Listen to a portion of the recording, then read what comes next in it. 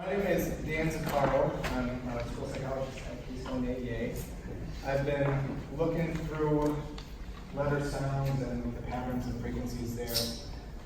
First, I'm not usually a joke guy, but I did hear a good one the other day. One share. So one night a moth goes into a podiatrist's office, and the doctor says, "So what can I do for you?" He looks down and says, "I'm just having a really hard time. My wife left me. I've got three bugs at home. I'm not used to being a single moth. Just not sleeping well." Doctor cuts him off and, "Well, it sounds like you have a really hard time, but I'm a podiatrist, so why do you come see me?" The monster steps up and says, "Your light was on." And I like that too because it kind of gets to something about us as people that a lot of times we just kind of move towards the light. So if it's like a curriculum, just kind of follow it. What I wanted to do today is just give you something else, another lens to think about as you're going through that. My motivation for starting this project was some questions I get asked a lot. So I do special ed evaluation and consulting with teachers. So big one that comes up is, what letter sounds should I teach first? Which sound should I teach for each letter? So you know, C sometimes makes a sound or a sound.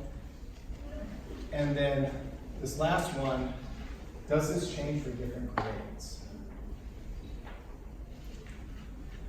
It should be easy answers, but I'm guessing since there's so many of you here, they're not as obvious as we'd like to think. So today, I'm going to do real quick just a couple of the previous research studies that I found. I'm going to look at my study, the vowels, the sounds that the vowels make, how it changes over time, and then consonants, and then finally a way to apply that to what we're doing. And this is really an applicable picture because I feel like I've been building this recipe, making this meal, start doing all this analysis of the words, and when I could finally get to see the results, it was like I could finally enjoy it. So, really excited to share what I found. The big study that a lot of people know about or refer to is this Hannah study. So she looked at, or there was a bunch of them, every phoneme and grapheme correspondence. So letter patterns and what sounds they make for 17,000 words. The problem is, you can't make any sense of it. It's 2,000 pages long, there's hundreds of pages of tables, and there's really no useful summary. So that's what they did, line up all the graphemes and the phonemes. So when Fry came along, he summarized all that to say, like, here's maybe an instructional sequence you should think about, an order of letters to go through. So he made a bunch of tables still, and he didn't focus on how often each letter showed up. It was more of a, here's a letter, or here's a pattern, letter pattern, here's the sounds they made and brought them up. But you could still kind of make, you could kind of list an order based off of that. So does anyone think about what's missing from those two? Like, what else would you want to know? Origin of the word? I didn't touch that one, no. So the key, they looked at 17,000 different English words. And there's a big piece that I think is missing. I have some games to give away too, if anyone think of that as something else. Yeah. Frequency of use? What? Frequency of use? Frequency of use. Spelling's important. That wasn't what I was thinking of. I'll get it to you later, Greg. Yeah, they looked at 17,000 words, each word one time. But when we read, there's some words that show up a lot more than others. So my thinking was maybe those are going to be more important. The sounds in those words are going to be more important. So questions will answer. Which letter should I intervene with first? And I say intervene and not teach, because a lot of times you have curriculums that you're kind of bound to. So that'll say the order that you have to teach a lot of times. But if the kid's not getting something, this would say, hey, maybe there's a few letters I need to target first during the intervention. Second, for letters with multiple sounds, which should I focus on? And then lastly, does this change across grade levels? What I'm not going to cover here is how to assess like all the 5 pillars of literacy, but some of this information could maybe help you put a lens on what you find for that. So an example would be like a letter sound inventory. If you do that to see what letters the kid does or doesn't know, it could maybe help prioritize that. Nothing about comprehension. That is the goal of reading, that is the end goal, just not really what I was focused on here. And phonemic awareness, that's something that is just criminally undervalued in a lot of programs. But there's a lot more, I don't have time to get into that now. I really recommend this book if you want to know more about phonemic awareness, Equipped for Reading Success. That kind of got me obsessed with that part of it before I moved on to this. I passed out some sheets here. Thought you could try to predict what you think are the 10 most common graphemes in text grades K through 8. Really. So at the top, circle those. There's some pens around there. Or you can write them down too if you just want to go off here. First, why me? I'm really analytical, but I can't really stay on the surface of the problem. I have to really just dive in, move the gears around, see what works, see how much I can learn about it. And it sounds like I'm bragging, but it's not always a good thing. I can really overthink some things. Once I spent an hour putting together the perfect 4 sentences in a text message. In my defense, she was really pretty, so I Second, I can't stand uncertainty, and when there's all those questions about letter sounds, where to start, I really had to dig in there. Does anyone know what the cat in the box represents? What is it? Short-haired cat. So what's that? So the idea is that if you put a cat in a box, it's both alive and dead until you open the box. Mm-hmm. So you're really uncertain about it. I think that's pretty obscure. I'm glad someone knew though. Yeah. Finally, I'm really drawn to high leverage things. So if there's something like, if there's a certain letter that shows up 300 times more than another one, I really want to teach that one first. None of them were that drastic, but it's the same general idea. Reminds me of when I bought my first house. There's a tree we're trying to get rid of. I spent an hour with a shovel just digging it up, trying to dig it up. My dad comes along and says, "What are you doing?" He puts a rock under the shovel, so I get that leverage point, pops right up in 30 seconds. So that was a good life lesson for me. So the first question. So there's a lot of teachers here, I'm guessing. If a kid comes in with 0 letters, where would you start? I'll ask Ashley because I know her. That's why I'm here. There's a lot of theories about it. So like, what would you think first? Well, I would probably not have started at the beginning with the A. Okay. You know, when you have unless one that they would see more than I did S or T. So how do you know that one's more often? Well, maybe in the curriculum we could say. Yeah. You did hit on one that I see sometimes. So there's letters and first names. I think, Craig, is that what Dr. Reedy says? That's what Jan was saying. Jan would say. Alphabetical is one I see sometimes. Sounds that match the letter name.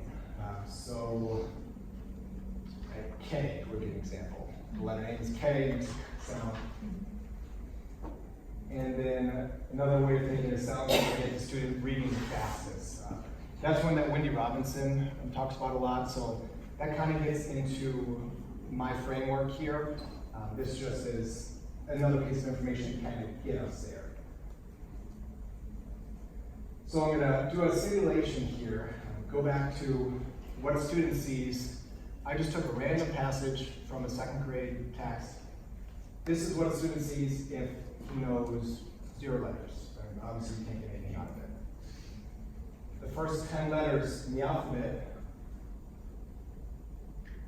you can maybe guess at some words, still not a lot. Sounds from someone's first name, even worse. And I picked the name Jackson just at random. I think I was pretty generous. Someone with the name like Dan probably wouldn't get very far. And this one looks a lot better, letters that match their name, but this is also 17 letters. So the other ones, there were 10, there were 7. This is almost twice as much, so it's not real fair comparison. But look at these 10 letters. These are the 10 most frequent letters based on my study here. So you see how you can see a lot more just with 10 letters than you could really in any of these other ones. Oh, that's the whole passage. So finding the frequencies, really how I got in there. English, I'm sure you all know, is very hard. There's dialect, like wetter, I mean, you don't say wetter, at least we don't in America. There's hidden phonemes sometimes, so table, going from the b to the ul sound, you add that schwa in there just as a matter of where your tongue is, but there's nothing that aligns with that schwa. R-controlled vowels are a nightmare. If you have or, like where does the O stop and the R start, it's very fuzzy. And then schwas just in general are really hard to work with because they're so different. So what we need to do, what I did, I looked at Dibble's K through 8, all their passages, benchmark my progress and monitoring, and I used that because they're rated by teachers for grade level appropriateness, so they really are intentional about the words they use, the sentences, and a lot of schools use them as a general outcome measure for reading, so I thought it was relevant. And really another big reason, it's free and available. So I was able to just copy paste, take all those words. So I isolated each word from the passage, from the spreadsheet. So it looks like this, except it went much, much further. There were about 6,000 different words, but overall, over 50,000 words in all those passages. So that gave me a great sample to work with. So once I had the word list, I could get the phonemes. And I wouldn't have done this if I didn't find a way to do this automatically, because it's very hard to map phonemes to words. So there's just an open source pronunciation dictionary from a speech language pathologist at a university. So I was able to take that and automatically line up their dictionary to Dibble's words that I had. Made something like this. And so then I had the breakdown of each phoneme. And this was all automatic, so this was great. I just wrote a program and clicked the button. What I couldn't do automatically was the graphings. You really can't do those with any algorithm, at least I can't. Because think of 20th. That I and E are two separate phonemes, so you can't just say look for patterns, like look for the IE pattern and separate it. So I really had to just do that by hand. And once I did, it looked like this. So every phoneme lines up with a graphing. Some words really straightforward. Pig, words like that were great. More other words, a little tricky, like is that CE together, or is it an IE pattern with a silent E? So there is some subjectivity. Also with the phonemes, some dialects, some people pronounce certain words differently. So I really just had to be as consistent as I could, follow the rules that I knew. So there are a lot of spelling rules, and like floss, open and closed syllables. I didn't stick to those too much because there's a lot to keep track of. And really that's more useful for the spelling of words. And my focus was going the other way around, so the actual decoding them.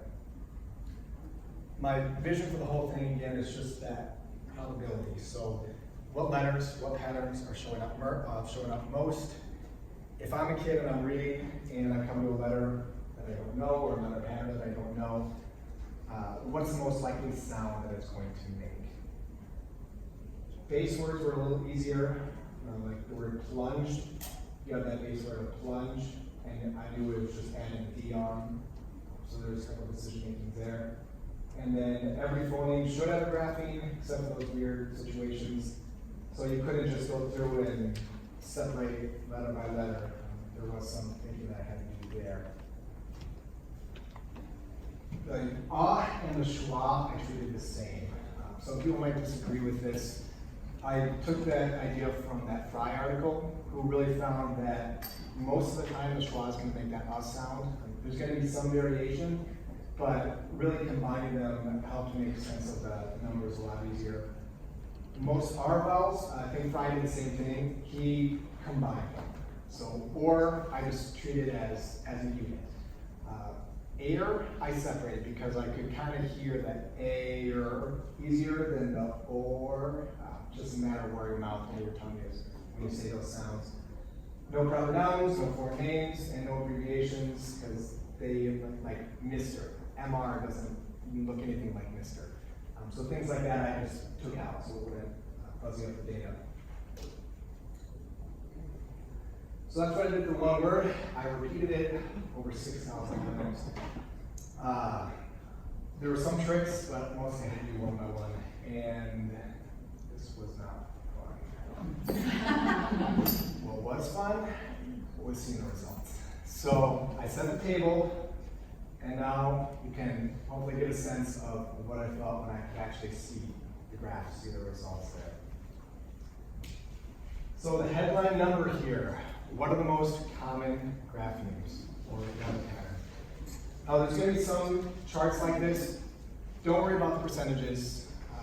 Really it's just like the overall pattern. I like to see where it drops off is interesting.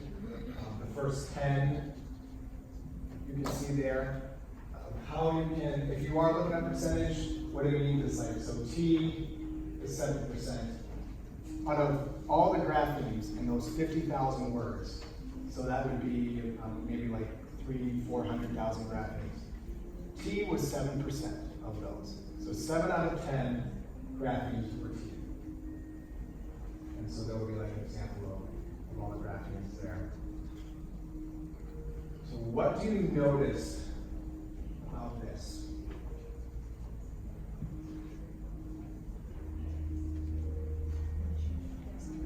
Vowels.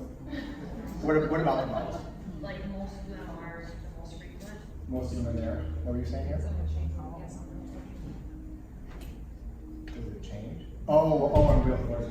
That would be kind of like learning the blackjack odds. Should take this to real force. What do you wonder looking at this? Good question. I'm wondering like how are the vowels not the most frequent because every word has vowels. What do you mean, like why aren't they just first, Yeah. second, third, fourth, fifth? Yeah. What I noticed was, like I said back there, a lot of vowels. What I wonder is, does it stay the same for each grade level? And that's something that, at least as far as I could find, has never been done before. So that was why this was exciting to me. So I shared this with Tasha. Tasha, did she let me? Yeah. She was a little nervous about all the visuals and charts, so I helped space it out a little bit so it wasn't as overwhelming. So this is the rank, 1st through 10th, just first grade. So in first grade, you can see the T is most common, the S, then the N. Your second grade, third, fourth, fifth, sixth, seventh, eighth, and I'm finding overall. I color-coded them so you can kind of see where they go up and down as you go through. E was really fascinating, just straight the whole time. So what do you notice about this, the breakdown in grade to grade? It's the what? Same 10. Same 10, yep. What else?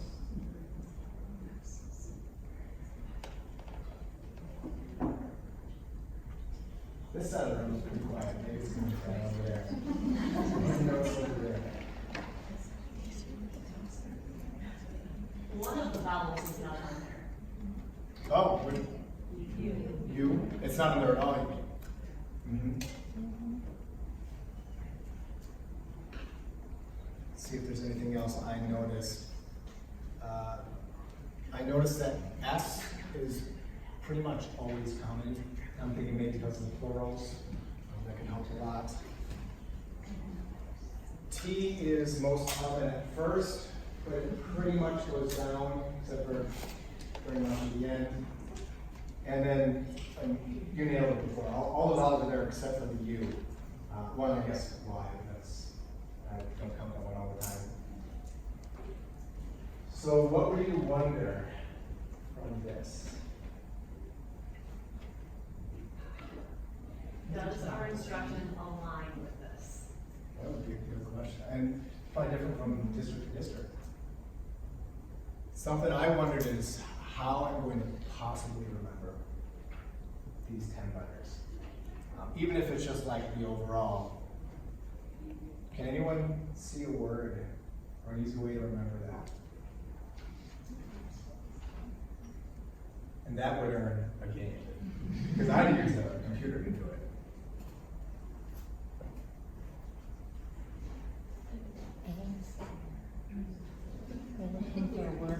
I heard an east over there.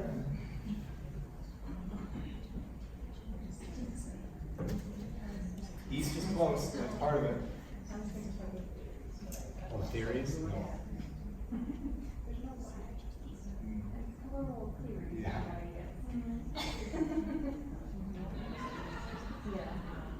The one I came up with was Northeast ID. So if you remember that, and remember that the TH are together, then you will remember the 10 most common graphemes, in dibbles at least, which I would imagine would extend to a lot of other texts. So vowels, really grades. And this is the big warning that our charts I had, I really couldn't get around not showing them, or I couldn't get around showing them. But again, don't worry about percentages or anything specific. Really just the big picture patterns. And if it's overwhelming, you can just close your eyes and listen. I'm serious with that. A lot of people, I'm sure, would have to do that, myself included. So what's the most common out of all the vowels? How do we list our vowels when you're just talking about vowels? What's the order? Nice thing is, that's pretty close. A, E, O, I, U, would, if you're getting technical, but they're pretty, I would stick with A, E, I, or U. So you already know that. That's easy to remember. And this is consistent across grade levels, which is nice. You won't see Y silent E, and that's so rare, it wasn't even worth mentioning.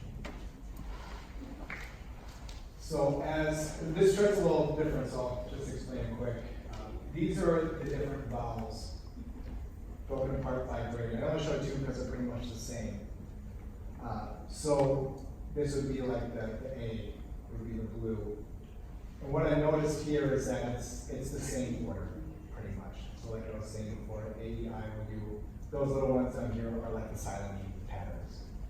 So that's, anytime there's consistency, that was nice to see. What sound does each vowel make? What do people think that A makes most often? It's not what you think. It's the schwa. It's the and the schwa. A's really close, which is nice. But schwa, and overall, we know that schwas are the most common sound that we have. And I was really surprised by just how much it stood out with all of these. And one thing to remember too is that there's a pretty common word, like just an A by itself. That's going to account for a lot of that. Something I want to do later is filter out those really high frequency words to see how it changes the balance. I'm guessing it would a little bit. Although from when I started, it wasn't as drastic as I expected it to be.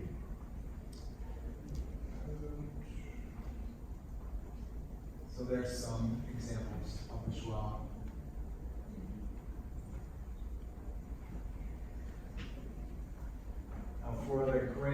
So any chart that looks like this from now on, which I try to show as few as I can, because I know it's overwhelming, is the progression for grades. So blue would be first grade, all the way up to that light green for 8th grade.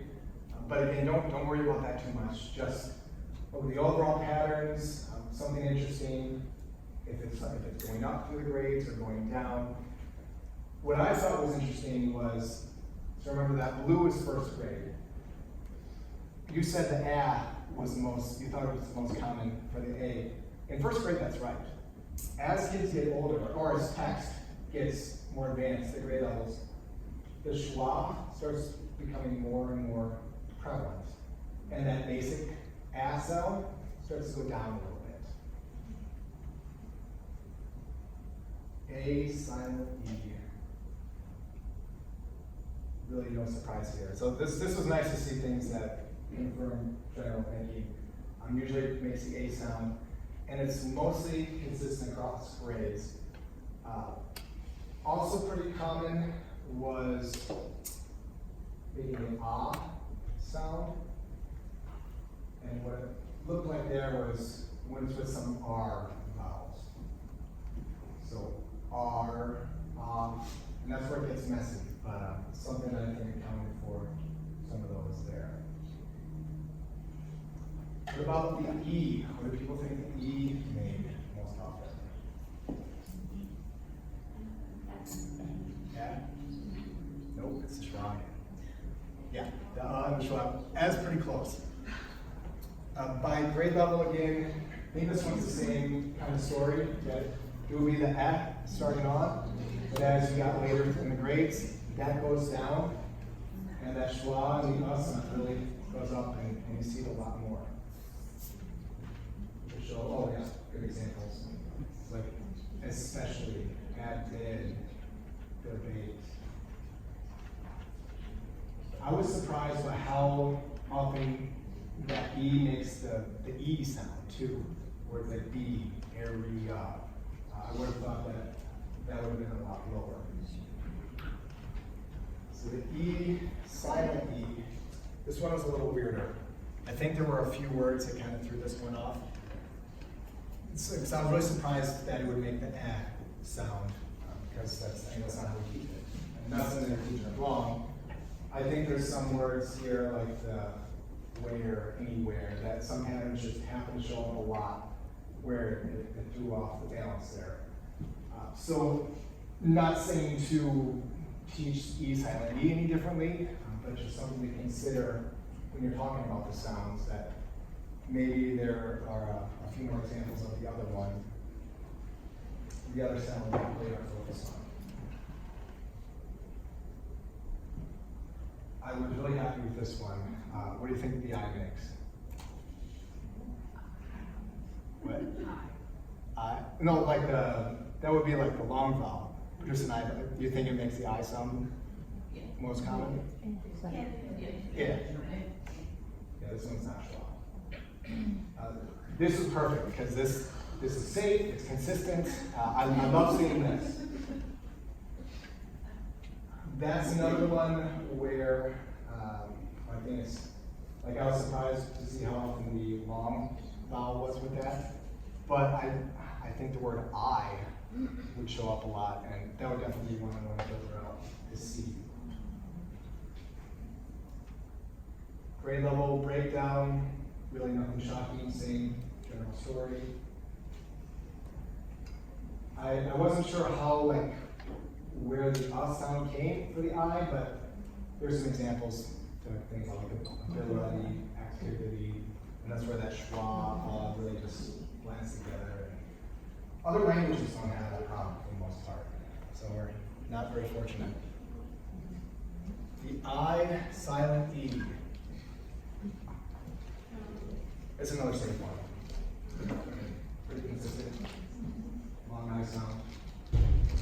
So that told me I's a pretty safe vowel to teach because it's going to be pretty consistent.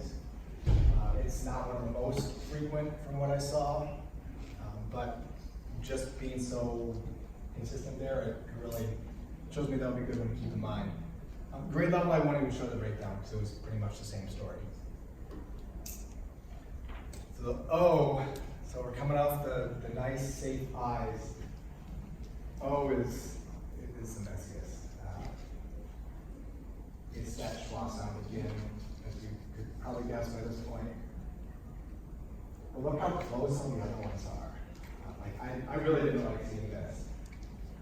And even if you look at grade level still, it's kind of all over the place. So this is something that in the future, I'm going to dig a little deeper to see why. Like, are there certain words that are throwing this off? I'm guessing because it's pretty consistently inconsistent, if that makes sense. Oh, do you have an answer for me? That'd be great. No, we have a question. Yeah. When you say not and isn't that the same sound? It's very close, but slightly different. Would be my opinion. And I took the different categories off of that Fry study. So, because I'm not a speech language pathologist, I wouldn't feel qualified to just say that myself. I mean, think about it. It's slightly different. You may teach it the same, and I'm not saying that's wrong. But for something as in-depth as this, I wanted to see like every specific category, because maybe the showed up 80%, and the other one, it was so insignificant we need to worry about it. That's what I wanted to look at the different breakdown there. Oh, there's some words that speak to some of that. You can see where the sound really happens a lot. Above, clock, addition. Something I'm going to look at also is, like when you have a suffix like that, like a pattern that's pretty common, if I treat that as one unit, how does that change things? We're looking at the next category, the oo sound. Do is an obvious one. Prove. So if you have like a VE, this is where the rules come into play, and when I was coding things, it's starting to get tricky. I don't think that is an O silent E, even though it follows a pattern. Because in English, you can't end a word with a V sound. It has to end with a VE. So there were a few rules that were easy enough to really filter out and take into account. And there's that last one. I was surprised by how often it made the O sound. So when it knows by itself, it still makes that long vowel sound quite a lot. And that's pretty consistent as grades increase. So we're almost to the end here. O silent E. Any guesses on that?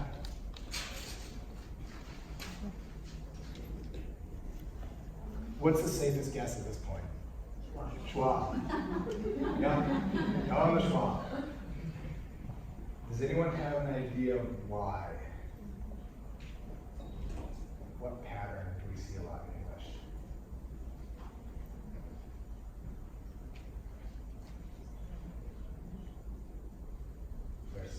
It's hard to think of all over. That OME I saw come up a lot. And come,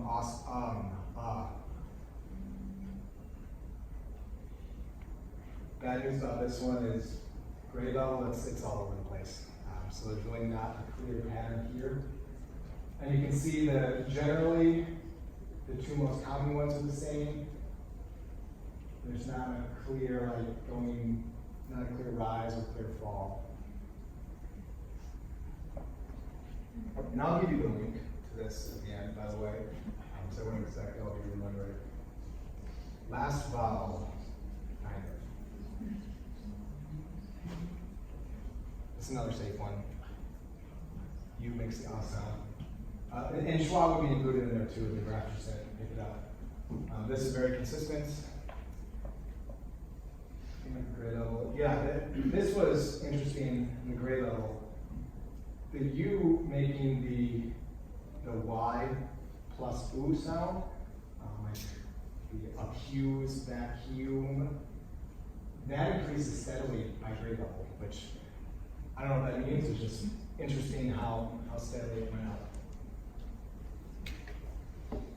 up. This I'm really not sure. So what do we teach the long U sound as? it's U with that Y in there. So overall, that lines up to what we see, that Y and the U being the most common. For grade level, a little inconsistent.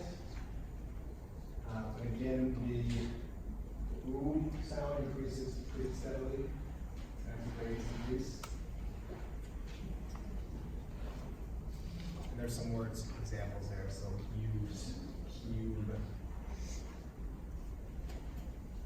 duke, loot, let you, leaf.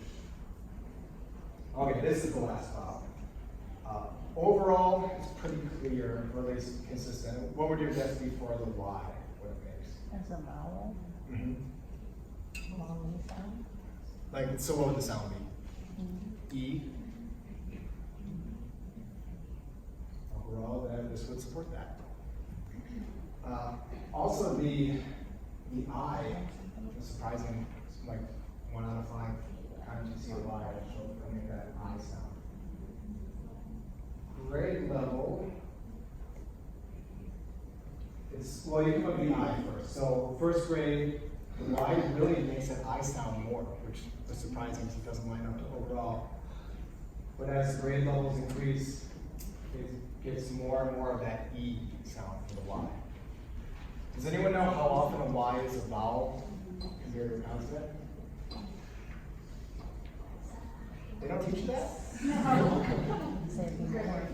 What would you guess? I'm just curious to see what people would guess. 75%.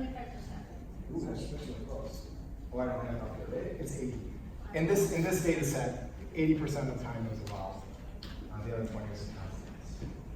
There's some word examples. Curious. All right, so now let's take a breath. Go through both the charts. Most of the vowels are done. Consonants are a much easier story. So that's going to be a lot easier to go through. Oh, there's a couple more vowel things. Vowel pairings. There's no way I was going to make 50 different charts for every vowel chain.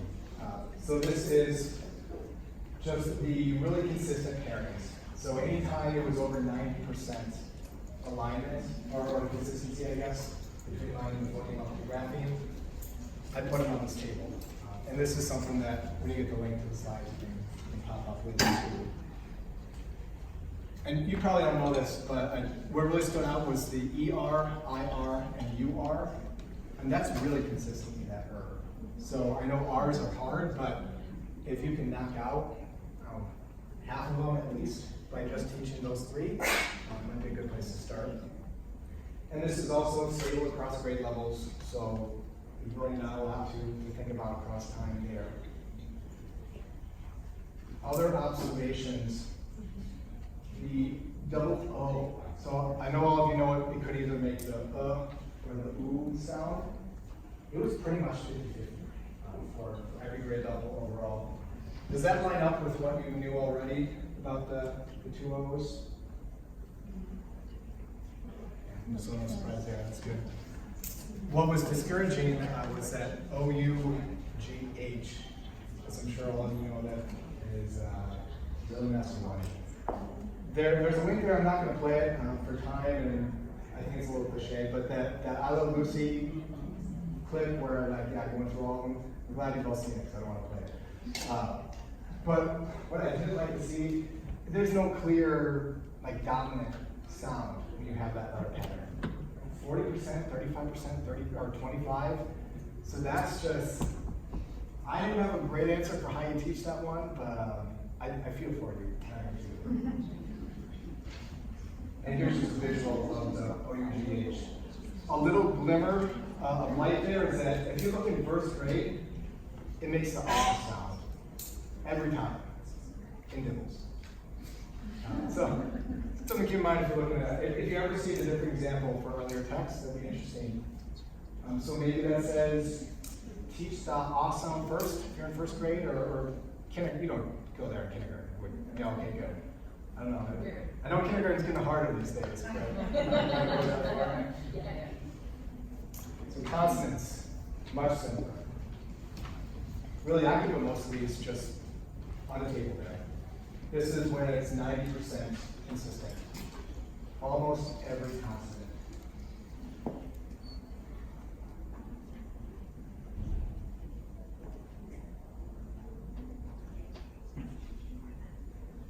Anything surprising? You know, what's on there or what's not on there that you think would be?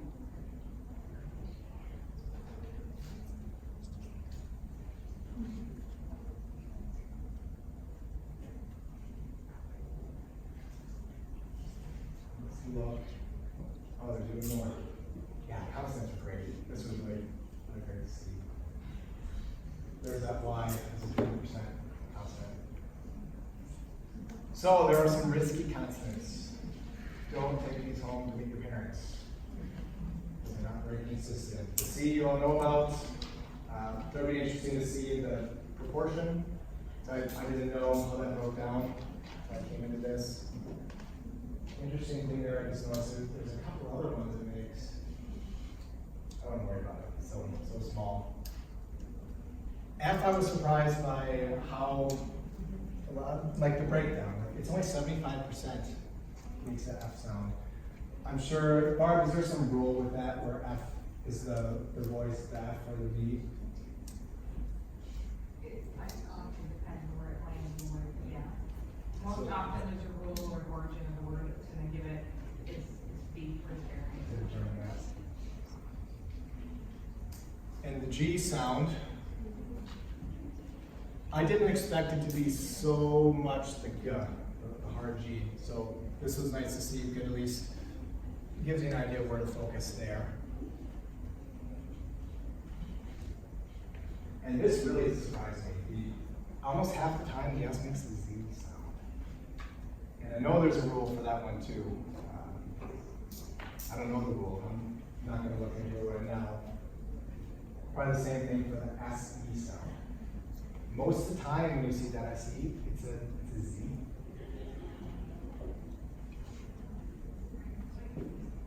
Finally, the so what about all this. And time's actually looking good, so we're on track here. So what you can do with this information. First, and this would be a good practice anyway, check your alphabet charts. Most do like C for cat, and like that's good. G, it's usually not go, but something with a hard G sound, go for the G. The E is, this might be controversial, but what does a chicken lay? Egg. It doesn't lay an egg, it lays an egg. At least that's how in the 21st century we say it. And there's no easy word for E, for that S sound. So I understand why a lot of times they do it, like result eggplant, same kind of thing. I'm sure you won't know this, but the best one I've seen is edge, because it has the E, and you can actually, you can see it, something tangible. So if your alphabet chart has an egg, oh no, I'm getting mixed up. If it has an egg for that E sound, I would maybe supplement that with something different, just to make sure they're not thinking an E that goes A, because that could be confusion. Critique your curriculum, a little asterisk there, because a lot of times you really don't have the control to do it. So you're going to have to follow it, what your district guidelines, what your principal says. But if it says something like teach the letters alphabetically, I would make note of that and complain. Because all the evidence I've seen, especially with all of this, shows that alphabetically is not the most efficient way to teach letters. I don't know, does anyone know a curriculum that says that? Is that just something that, so hopefully that idea is dead, the wrong guy. But I have heard people say it from time to time. And yeah, don't forget the schwas. I don't have a great answer for how exactly you teach it, because I know it's so messy sometimes. Just keep in mind how common they are for letter sounds. So it'll be something to consider adding on as part of the instruction for different vowels. This one I know is going to be controversial. Jolly phonics, I know a lot of people do. And The idea is great, that combining movements, getting them up, it engages different parts of the brain. So all that's great. The research behind it is very weak. From what I saw and everything is the What Works Clearinghouse. Because I saw Dry Fitness and it was really great, so I looked into it, and it's not really supported by the research, except for what the actual company does. And I think part of it might be either the order that they teach sounds, but really the biggest thing, can you see this? No. So the biggest thing is some of the vowels are wrong. Does anyone use Phonics here? As I just dashed it. What is the I? What's the word for I? What's the word? Inky? Yeah. Inky. Like we don't say ink. Ink. If it's inky in the mouse, because I remember a picture of like a jar of ink, it doesn't quite line up. Another one they have A for ants, and that's closer, but there's some of that nasal in there. So like apple is a much easier word to get that A sound. You can even do emotion with that. I don't know why they didn't do that. But when you say apple, it's different than ant, because there's that blend in there. So not that John Phonics is bad, just there's some things that bug me about it. Is it because it started in Greek? I mean, it's different Probably, yeah. pronunciation, a lot of stuff. If it was me, if I was like a curriculum director, which I'm not qualified to do any of that, I would consider maybe replacing those words. Like, if you have the ants, well, you can just change to an apple, like you're writing an apple. I haven't thought about the I one, so I want to guess at that. Some of my big ideas, just based on the numbers, if someone is struggling to decode, I would do a letter sound inventory first to see what letters they know, what they don't. If they're inconsistent, you can do a couple across a couple days. So see what letters they're missing. Prioritize the most common ones. And again, this is for intervention. So you tried your curriculum, which has the order that it says to do. Now you're intervening, you have a small group there maybe, or even just one-on-one. So just remember that Northeast ID. A letter sound inventory isn't going to capture that TH sound, but pretty much everything else it would. Remember, almost all the consonants are consistent. So you're going to get a lot of bang for your buck when you're teaching consonant sounds. The problem is you can't just teach all consonants. Because I agree with Wendy Robinson that they need to get in their reading. So you need to pair some vowels. So just something to keep in mind. With the vowels, consider that consistency. So it was the I silent E, the U silent E. Those were all pretty consistent. Those would be decent ones to start with maybe. We also have the balance frequency. So I wish I could just give you a list, but teaching's hard, as you all know. So it's just a lot of things to balance. But if you remember that A, E, I, O, the U less so, because it really gets down there. And lastly, this is the most abstract, so hard to convey, but the mouth shape, where your tongue is. So kind of like what you were saying with ah, and ah. Those would be two sounds to not teach together, because ah and ah are very close. So if you're intervening, they don't know all their vowels maybe. So you have to pick two to start with. A couple good ones would maybe be E and O, because it's very different mouth shape. They can see it. If you're talking about like in, it's so subtle. It'll be hard for a student to pick up on it. A couple more at the end here. Like I said before, first grade, maybe teach that O-U-T-H as the ah, as an off, because that's going to pretty much show up 100% of the time based on what I saw. The double O, I'm sure you're all doing this already. O and oo, so look, moon, pretty even. Most of the consonants first, because they're consistent. And remember that S goes Z more often than you think, or at least more often than here's the answers. Did anyone get all of the 10 most common and 10 least common, right? Most, I guess, we start with.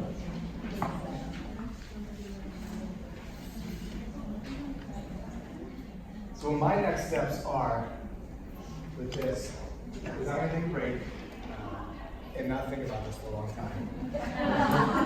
It was a lot of nitty-gritty work, but I still have the spreadsheet, so I can play around with things as more ideas come, or as people come to me with, hey, have you thought about this? Because I'm sure there's a lot I haven't thought about. I want to look at the prefixes and suffixes, again, treating them as one unit. So, and that would include plurals. So, what happens if I just take out all the plurals? Because those are easy to add in. Just have an S or an ES, something like that. If I take those out, does it change the balance? Some of those high frequency words like a, I, the. What I want to do is sort to see of all the 50,000 words in the set. Like, what are the ones that are really like the top few? So I can cut those out so they're not overly weighting some of these distributions here. And then finally, this will be surprisingly easy to do, is compare what Dibble shows to other passages. So I can copy and paste the Ames web, run it through my spreadsheet, and see, does it spit out the same? I put fast on there, but I'm not going to do fast. Does anyone know why? With fast footage. I think you're getting that. I'll talk more about it.